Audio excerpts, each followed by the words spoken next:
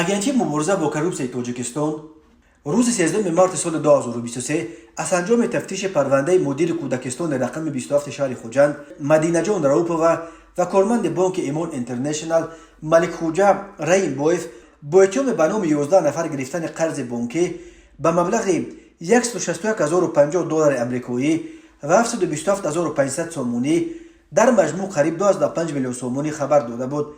муҳокимаи ин парванда дар додгоҳ ҳанӯз идома дорад, аммо як нафари огоҳ аз ҷараёни ин қазия рӯзи 14 март ба пойгоҳи хабарии Бомдод хабар дод, ки асли моҷаро аз фарзияи агентии зидди коррупсия комилан фарқ мекунад. ба гуфтаи ин манбаъ соли 2020 вақте ки Мадинаҷон Раупова аз банки Эмон Интернешнл қарз гирифт, дар он банк 5 кило ороиши гуногуни тиллоиро гарав гузошта буд, вале моҳи майи соли 2022 вақте ки ӯ мехоҳад замони пардохти қарзро тамдид кунад, маълум мешавад ки 5 кило тиллои ба гарав гузоштаи Рауповаро ба 4 кило бижутерия иваз карданд. банк албатта инро ба гардан нагирифт ва аз Мадина Раупова талаб кард ки қарзи банкиро баргардонад, вале бубинед, банк пеш аз оне ки қарз бидиҳад, амволи барои гарав пешниҳод кардаи қарздорро мушикофона меомӯзад ва нархгузорӣ мекунад. ин ҳеҷ имкон надошт ки кормандони банк ба ҷои тилло аз Мадина Раупова бижутерияро ҳамчун гарав қабул карда бошанд. Раупова муътақид аст ки тилловории гарави гузоштаи ӯро кормандони масъули банки Эмон иваз карданд, нақл кард амсубати Бомдод.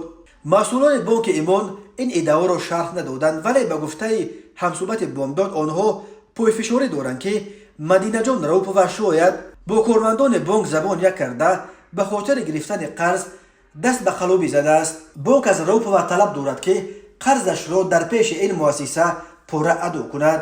ин дар ҳолест ки дар ин моҷаро ҷабридидаи асосӣ Раупова аст, чунки ӯ аз ҳама пештар сӯхт. Раупова амагӣ 5 кило тилловорияшро ки 4 млн сомонӣ арзиш дошт аз даст дод.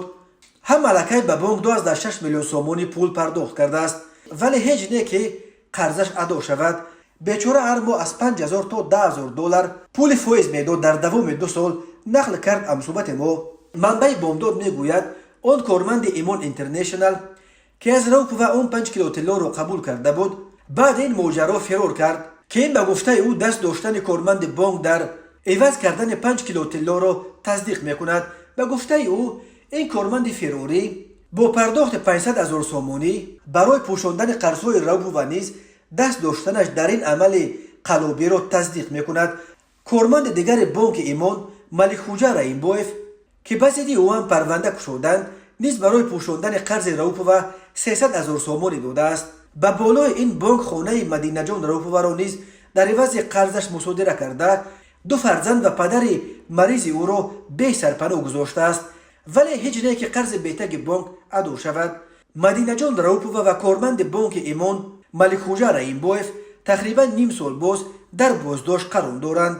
онҳо ҳарду бар асоси моддаҳои 246 қисми 3 банди Б ва 340 қисми 2 бандҳои А Б ба тасарруфи қарзи банк ва сохтакории ҳуҷҷатҳои банкӣ ва Раимбоев иловатан боз бар асоси моддаи 265 кодекси ҷиноятии ҷумҳурии Тоҷикистон ба ғайри қонунӣ додани қарзи банк айбдор мешаванд.